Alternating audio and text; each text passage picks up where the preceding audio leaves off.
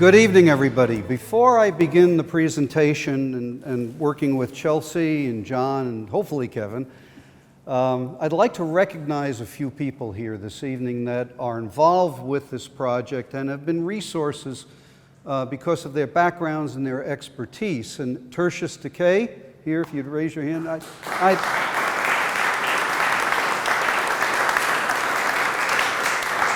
I don't think Tertius needs an introduction, but he is the author of the definitive text that I think we all have read and we all know concerning the Battle of Stonington. Glenn Gordonier, right there, Glenn, he spoke last month. And Glenn has been a tremendous resource because as Chelsea and I deciphered and transcribed the old ship's logs, there were nautical terms, and they were early 19th century nautical terms, and we'd sit and say, what does this mean? This couldn't possibly. Glenn would say, oh yes, it means this. So I don't know if you lived then, Glenn, but certainly we're tremendous. And Matt Binkowski, Matt, right here.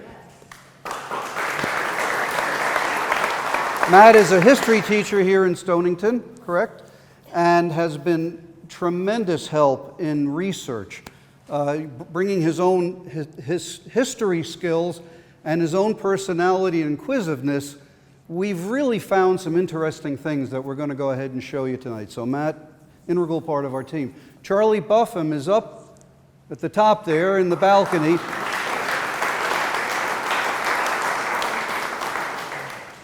Charlie is a diver, has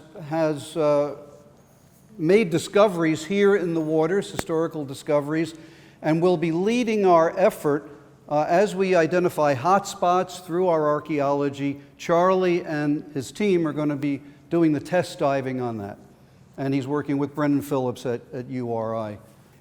Tonight's talk is a most unpleasant expedition.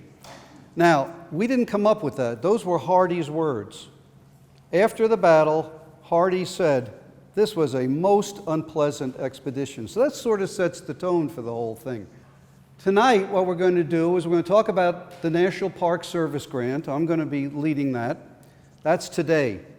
And then Chelsea is going to take over and talk about a summary of the battle. I don't think we have to go into too much detail about the common knowledge of the battle. She's also going to discuss the research that we've been doing, the various protocols, what we've been finding. Then field work, I'm going to turn it over to John. He has 30 or 40 minutes prepared, I think. No. He'll make a few comments and describe what he will be doing, he and his team will be doing, because he and his team have the contract for the underwater portion of our archaeology. And either Kevin, or if Kevin didn't make it in, because he's coming in from Block Island, if Kevin didn't make it, then I'm going to wing it. I'm going to tell you about the terrestrial portion, or the land-based portion of our archaeology. And then Chelsea and I are going to double team here on discoveries and mysteries. What have we learned? We presented what we've done, but what have we learned? And what is really intriguing? And what is new? And with the help of Matt and others, what are we going to look for further? So, let's go ahead and talk about the National Park grant. About a year and a half ago, Chris Keppel, who was Director of Development at that time, called me up and said, hey, Bob, let's have coffee. We did. He said, how would you like to co-author a proposal to the National Park Service? I found this grant. This grant is intended to provide funds for you, the organization, to do the work required to research your battlefield and prepare it for eventual national park listing as a historic battlefield. It's very competitive. I believe there were 12 or 13 grants made, and we got one last October. We were granted $52,000, so tremendous effort. So right away, it's sort of like the dog chasing the car. What happens when you catch it? Well, we have it, and Chris and I, for the proposal, we had to put this in the proposal, we said, what is the battlefield? Well, I think we can fairly say that the entire peninsula of Stonington Borough could be called the battlefield. Now, it just turns out that it's about 360 acres. So we had to draw the rest of it, and we knew that a lot of the battlefield was in the water. Well, there's another little fact that 640 acres is by definition a square mile. So 360 plus 640, we have a 1,000-acre battlefield comprised of 360 acres of land and 640 acres of water. So now we have to draw it. And we said, well, isn't it pretty amazing that the battlefield doesn't cross any state lines? I think that's remarkable. But not wanting to get into permission from other states when we start dragging sonar through the water, we said, well, this is probably where they were. Now, in fact, we know that the ships were farther out at times than this diagram would indicate. But for the purposes of the grant and the purposes of defining some of the work we had to do, we use this. So that is the Stonington battlefield. Now, we have 3 phases to the project. The first phase is to do research, and Chelsea and I have been heading that up with the help of Matt. As Liz said in the beginning, we've been using new capabilities developed as a result of accessioning and cataloging by the various archives in the UK, the availability of those online to be searched. And one important thing we found the original ship's logs from the ships. And we spent the better part of the winter, Chelsea and I, and Matt joining us, on transcribing those and trying to understand what they thought they were doing. Then we have field work, and it's divided into 2 stages: terrestrial, land-based, 360 acres, 640 acres or more of water. And in April, Brendan Phillips, through his auspices at URI, we were able to do 1 day of side scan and magnetometer work. And you may have seen the newspaper articles about that. We've received these data, and based on these data, we're going to go ahead and do some test dives, Charlie heading up that, before John does underwater work in the fall, or late summer, fall. We realized that if you're going to be towing these pieces of equipment around, you can't have ships or boats in the mooring field. So we kind of have to wait for the mooring field to clear because there was a lot of action potentially there. And then Kevin McBride is going to go ahead, his work through Yukon, he's going to be handling the terrestrial portion. Where did the cannonballs land? What were they firing at? What remnants, what artifacts do we have today? If we can see which homes have either real damage, anecdotal damage, or actual artifacts, we can plot and maybe back calculate the trajectories to where the ships were.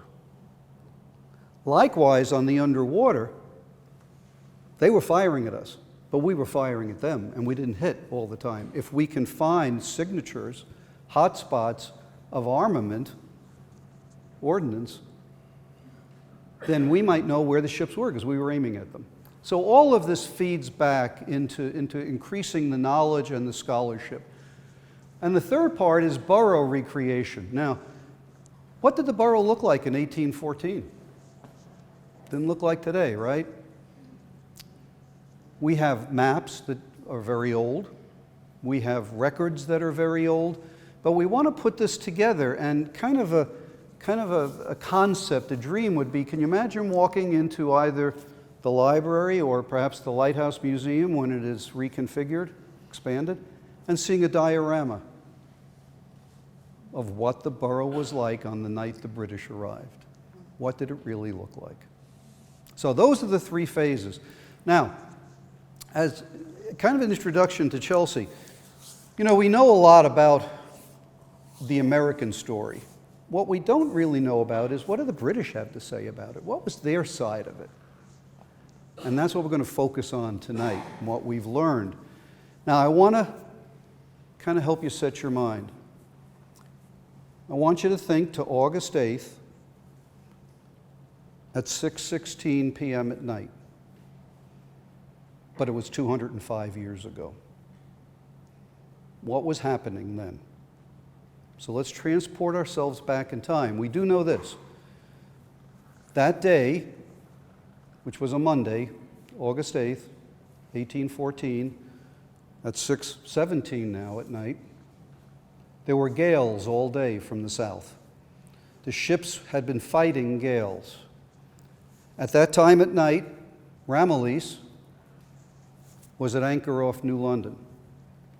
And the log tells us the crew in the gale were doing washing and scrubbing of their clothes on deck, taking advantage of the natural water. Pactolus was working up towards Ramillies. Terror was anchored in the storm off Gardiner's Island. Dispatch was hugging the shore around the southwest point of Block Island in the gale. And poor little Nimrod, you're going to hear about Nimrod tonight. Nimrod didn't know where they were. There are no positions, nothing noted. They said gale, heavy seas, standing to the east. That's it. That's what happened 205 years ago, right now. So with that, Chelsea.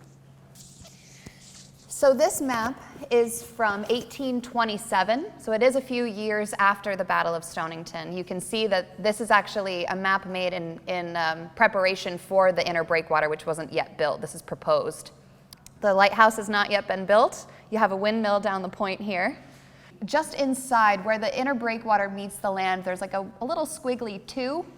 That's the location of the Grasshopper Fort. That was where we were defending the town, which coincidentally is most likely in the area of the green that's just outside this building.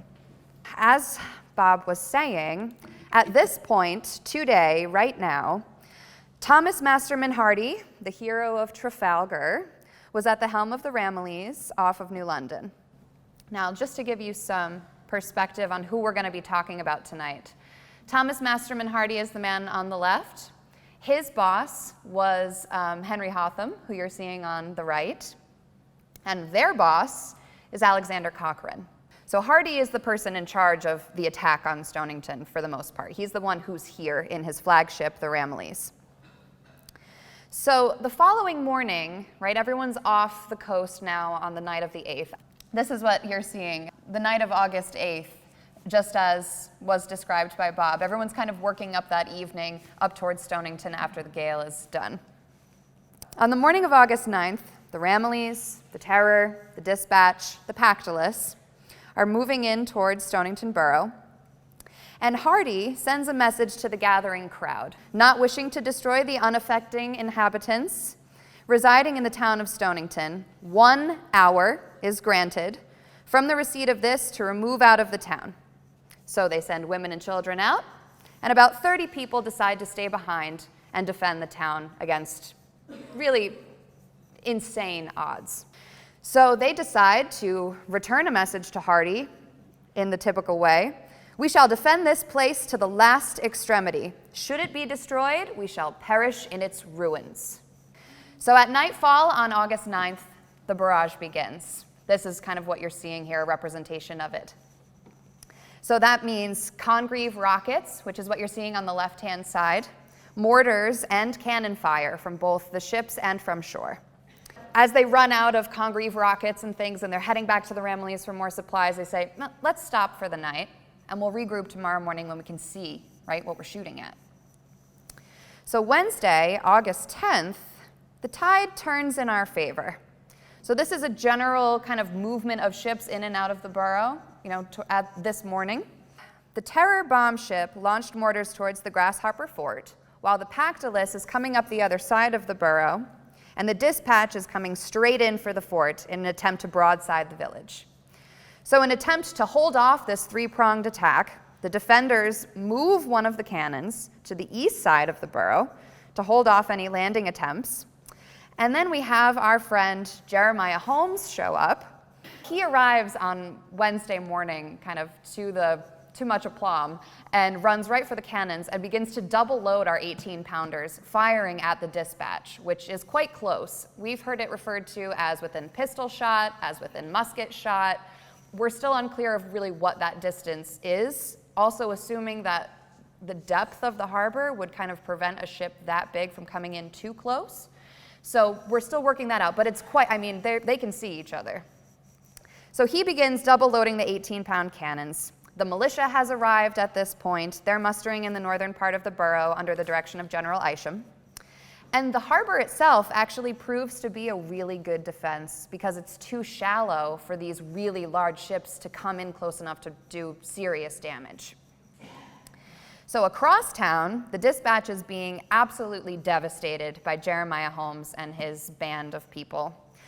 By 10:30, the dispatch is limping out of the harbor, never to return to attack the town again. It actually winds up being sent to Canada for repairs because it's so badly broken down by the cannon fire.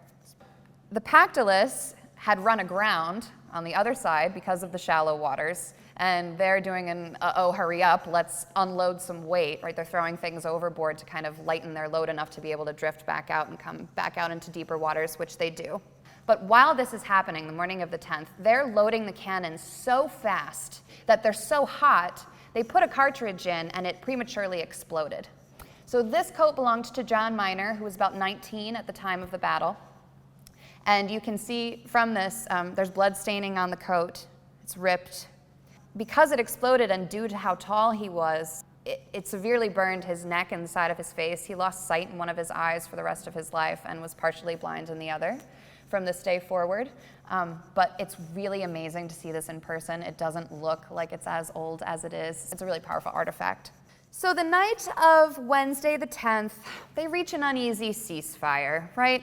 The British are insisting on the release of Mrs. Stewart. She's the wife of the British consul in New London. And we don't really have the authority to do that. So we're all kind of resting uneasily. We don't really have reason for that, and we're wondering, why are they bothering to attack us at all? And the reason they give us is equally confusing. Well, you've been using torpedoes against the British. Well, not here. Maybe in Mystic. Not here. So, Mystic did it, that's right. So on the morning of Thursday, August 11th, the New London officials are refusing the request for Mrs. Stewart. Hardy is waiting for any news. There's some confusion about flags of truce on this day, kind of departing each boat and coming from shore, and there's some confusion on that. And kind of Hardy gets like frustrated and says, let's just continue with what we're doing, right? I'm going to continue the barrage on this town. By this time, now we have 3 full regiments of local militia mustering in the northern part of the borough. And the bomb ship Terror bombarded the town for a few hours, and then all was kind of quiet. Seems like it's fizzling out. So on Friday, August 12th, the Ramillies and Pactolus are lying in deep water off the point, which you can see on the map here. Each ship let off 3 broadsides, so badly aimed, it seemed to be on purpose. Over 100 cannonballs flew over the borough and landed in the marshes to the north, like Dodge's Paddock area, right? Because we're far less developed than we are today. That's odd, right? They're going to throw over 100 cannonballs really over the town. It doesn't hit very much. So then they come back out, fearing maybe some retaliation from Jeremiah Holmes, seeing what he did to the dispatch 2 days previous. And the Terror occasionally continues to throw shells into the village, but not with any real gusto, it seems. About noon, he returns to the squadron, the Terror, and on Saturday morning, the British weigh anchor and head back through Fisher's Island Sound, kind of leaving everyone scratching their heads a little bit. Our understanding of the battle is from the American perspective, right? We have firsthand accounts, many of which were written a number of years after the battle, right? On the 50th anniversary of the Battle of Stonington, there was a newspaper article where they interviewed people who had served and kind of said, tell us what happened. Now, you can imagine there's room for some colorful embellishment, right? 50 years after the fact. Everyone wants to be the hero of the Battle of Stonington. So we kind of take that into account. But our primary focus with this project is, all right, we know what we said. Well, what are the British saying? Can we corroborate any of what we know? What's our accepted narrative of the Battle of Stonington? So Bob had made mention of this earlier, but we ordered, and with the help of Matt Binkowski and others, we ordered the logs from the National Archives, the British National Archives. So you're seeing some representations of them here, just reproductions of each of the ships, the Terror, the Pactolus, the Dispatch, and the Ramillies. And you're also going to see our very old-fashioned tracking of the ship's movements. Each ship is on a different sheet of mylar that we've put on top of each other to then get the maps you saw earlier, to make sure we're all in the same area here. We did some more research in area institutions. I went to the New London Historical Society to just look for anything that was written in that time period, contemporary with the battle, that might describe something we don't know, right? So back to my best friend, Jeremiah Holmes, like he got in a fist fight with General Isham outside a meeting house. Kind of, they're having an argument about should we be rallying our troops because we know the British are going to come, and some people are saying no, and some people are saying yes, and Jeremiah Holmes is really looking for a fight, and he fights, they get into a fist fight, right? So like, that's interesting, but doesn't really tell us a lot about the battle. So then I went to Mystic Seaport, same thing, a lot of secondary accounts, but nothing new that told us something we didn't know before. So turning to the British archives, we found the logbooks. We have correspondence between Cochrane and Hotham and Hardy and Hotham and kind of their descriptions of the battle, and we're just looking for things we can corroborate. What's mentioned in our first-hand accounts that's also mentioned in the British logs or letters or military documents, right? What can we prove? Just as an example, I'm not going to read this to you. I just want to make a point of two things here, right? So we send all the people out of the borough. They come back. Yes, some houses have been hit by cannonballs, but we have seen in correspondence on the English part, they weren't really happy with the quality of their Congreve rockets. They found maybe they weren't exploding like they should have been or setting as many fires, or they were really kind of not thrilled with how this whole thing went. So I think they're looking maybe for a little, oh, it was the rockets, right? They didn't work right. So you're going to see here, they make mention of the town in general is uninhabitable. Also interesting, they're kind of thrilled at the fact that once they leave here, they're passing by New London, and New London is in a tizzy, and they love it, right? You can see here as further down the page, in New London, where I joined them on the 15th, has produced the greatest sensation in that town, and an attack is so much expected that inhabitants are moving all their property into the country. The shops are shut up, the militia has collected under arms, 500 are posted at each point of the river, and everything is in a posture of defense, greatly to the interruption of their agricultural occupations, and very much to the general distress of the country. What have we learned, right? What do we know about the British perspective? The approximate positions of the ships, as described and as mapped out in Tertius's book, are corroborated by what we've seen in the British logs. Now, they're shooting from the shore, right? There's no real latitude and longitude, so we got close. And we do find some new things, which we're going to talk about at the end. I'm trying not to give things away. Here's another thing, just different descriptions of the battle. Right here in the United States, it's described as in the British sense as kind of it's gentlemanly warfare, right? This is like an attack for decency, and they're using kind of nasty things like torpedoes, and we don't like that sort of brutish warfare that's going on. This is kind of, we're coming in to reestablish order. I mean, really. So, interesting. Here's another. This is from Admiral Hotham, considering that this is a total military disaster from their perspective. I mean, they didn't accomplish half of what they thought they would in coming to Stonington. On the evening of the 11th, I directed Captain Sheridan to throw a few more shells and carcasses into the town, which, not setting the houses on fire as expected, I this morning anchored the Ramillies and the Pactolus as near as we could place them to the shore from the shallowness of the water, and both ships fired several broadsides at the town, which was very much damaged. Although, from the houses being constructed of wood, none were seen to fall. The enemy, on commencing our fire, withdrew the guns from the battery and retired outside the town, where were assembled 3,000 militia under the command of General Isham. I therefore did not think it proper to continue any more operations against this place, but shall proceed in further execution of your orders. Right?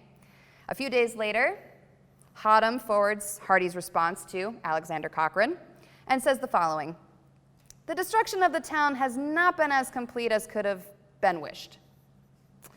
Like a game of telephone, when it gets to the newspapers in London, the town of Stonington, however, having rendered itself notorious for preparing and harboring torpedoes and promoting other measures of a like kind, was deservedly cannonaded for 2 days."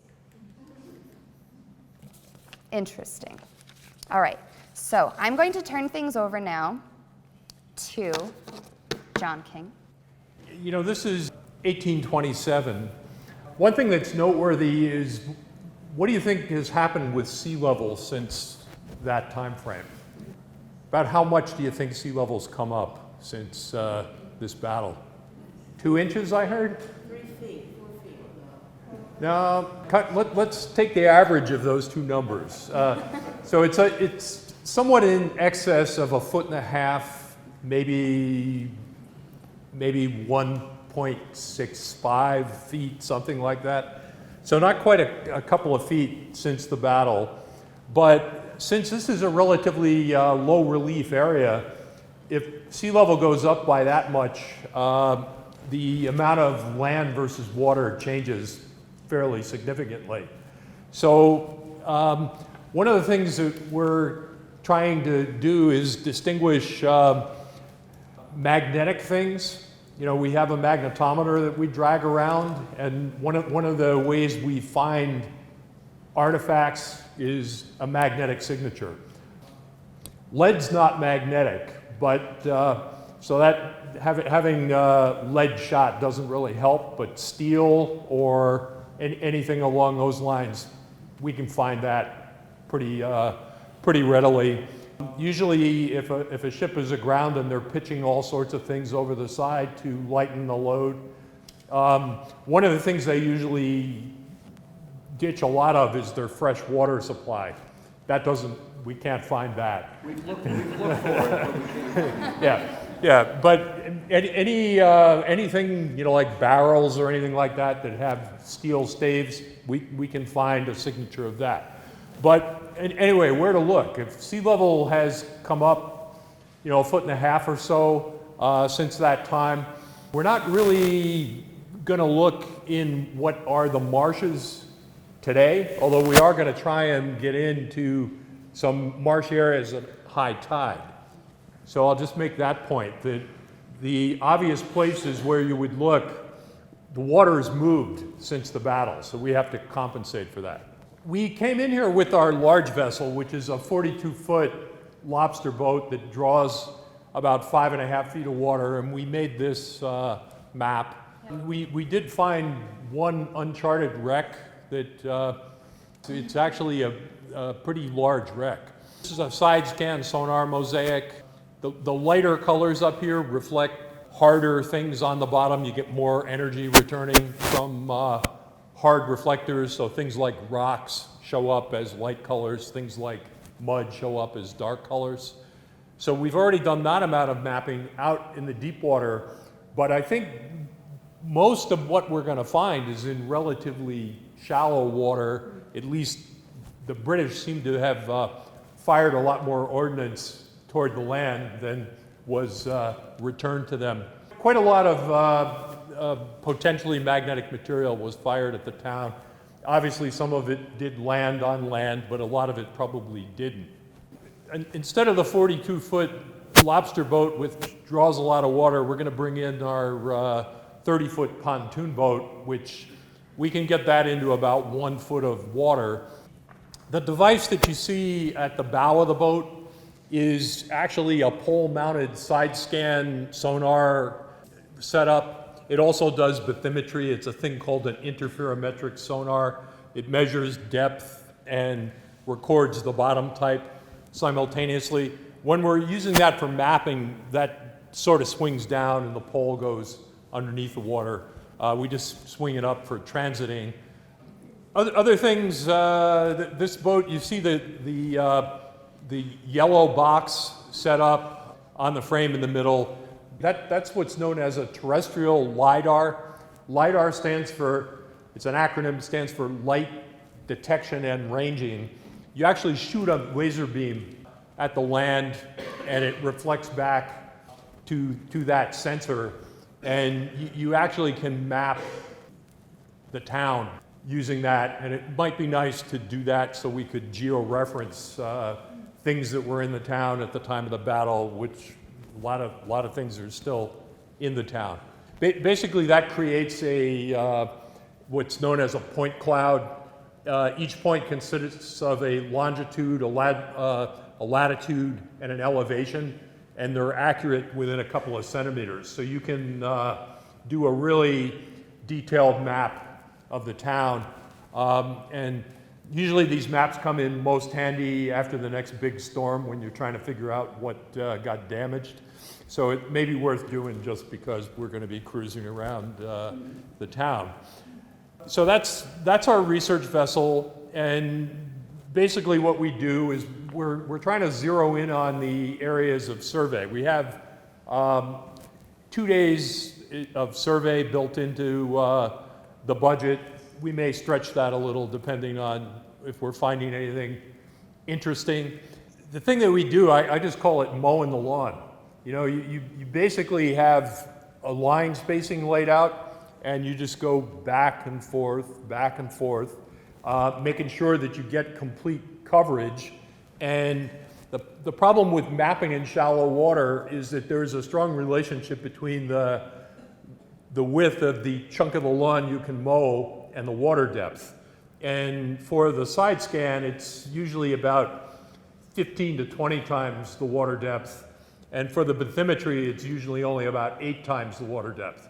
If you do the math on it, if the water is only a couple of feet deep, on bathymetry, you're only going to be looking at about 20 feet maximum. On side scan, you'll be looking at about 100 feet. So the line spacing has to be pretty close together. And in shallow water, you can't really cover that much ground. So out in the deeper water, we actually mapped quite a lot in a day. Once we're in shallow water, we need to have a much better idea of where the major action was, and we're relying on the efforts of the archaeologists and the historians to really narrow our search. We usually find targets with this marine magnetometer that we drag behind the boat. So we tow that behind the boat while we're doing the other mapping, so we don't have to cover the same ground twice. One thing that shows up with pretty high magnitude on this magnetometer are moorings. By definition, if you're looking for targets, you're going to find a lot of them in a mooring field, but they're not going to be of any particular interest. Not sure what the standard mooring used around here is. People used to do crazy stuff like use engine blocks as moorings, and the magnetic signature of an engine block is actually pretty impressive and not of interest to this study. The underwater portion is actually more extensive than the terrestrial. And I gave a clue a little bit earlier that you know, we're going to see what homes had damage, even stories from 100 years ago about that house. Where was the damage? Where are there cannonballs sitting on top of fence posts? We're not actually going to do test pits that you think of in archaeology where we go down layer by layer.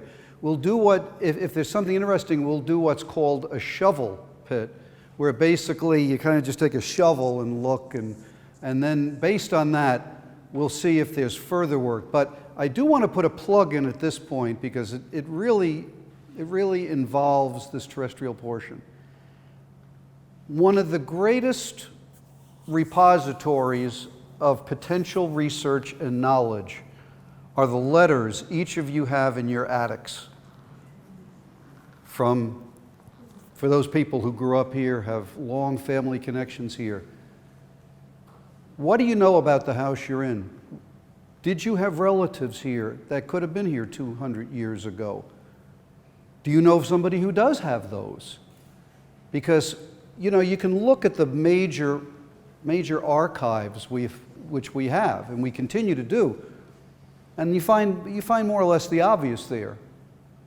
But the real narratives come from the letters written home by the sailors. There was 1,175 sailors estimated.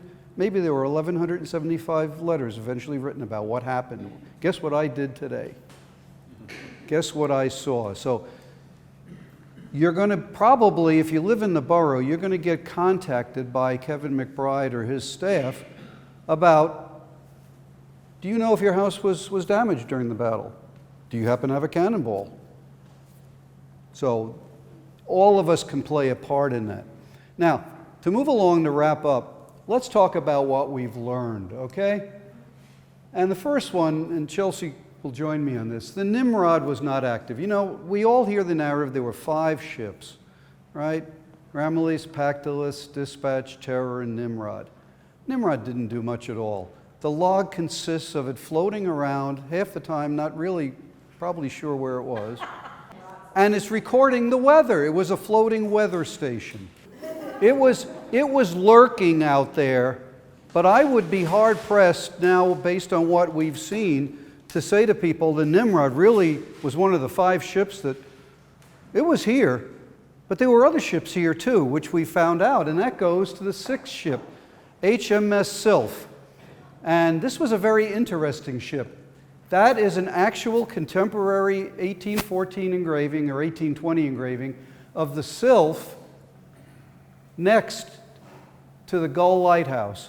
And we found that engraving in a journal called the Naval Chronicle. The Naval Chronicle was a 530-ish page magazine, I'll call it, published every year. Once a year was published. It was an annual, published every year from 1799 to 1819. Well, when we found that, guess what?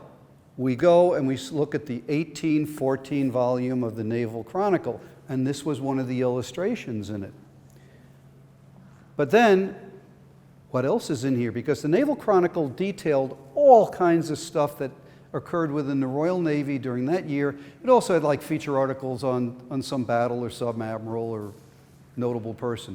But it listed marriages, deaths, people wounded, minutiae for that year. I can tell you, I personally read 530 pages of the Naval Chronicle for 1814. And the Battle of Stonington takes up a little column like this in one spot. As I was discussing with Tertius, bookended by the burning of Washington 3 weeks later and the action in Maine 1 month before, where they captured territory of the U.S. back to Britain. So the Battle of Stonington from the Naval Chronicle, right? Wasn't Almost much. nothing. Yeah. Almost nothing. So that gives you some insight into what the British thought about it. From what we can gather, the Sylph was a supply ship, right? When we got the log of the Sylph, they're delivering cattle and water and Congreve rockets to the ships that are in Stonington Harbor. But they're also carrying communications between the major players of the battle, right? So we have the Nimrod kind of hanging out, taking weather readings. The Sylph, which we didn't really know was there, is doing kind of the legwork. They're bringing supplies back and forth, kind of relaying those messages between the powers that be. So a really important piece of the puzzle that we were kind of unaware of until this point.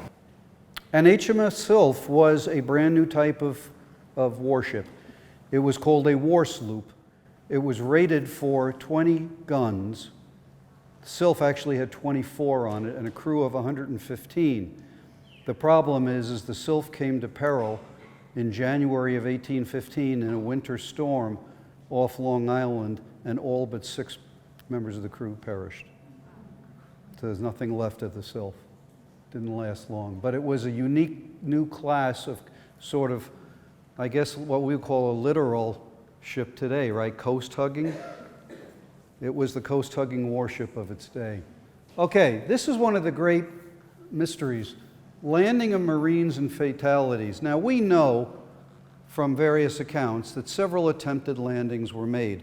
In Tertius' book, based on Frank Lynch's research, there was a very dramatic landing mentioned on attempted landing, on Wednesday morning when I believe three boats came in of Marines, and we had run one of the smaller cannons over, and we hit the middle one, and several sailors were killed, and they limped out.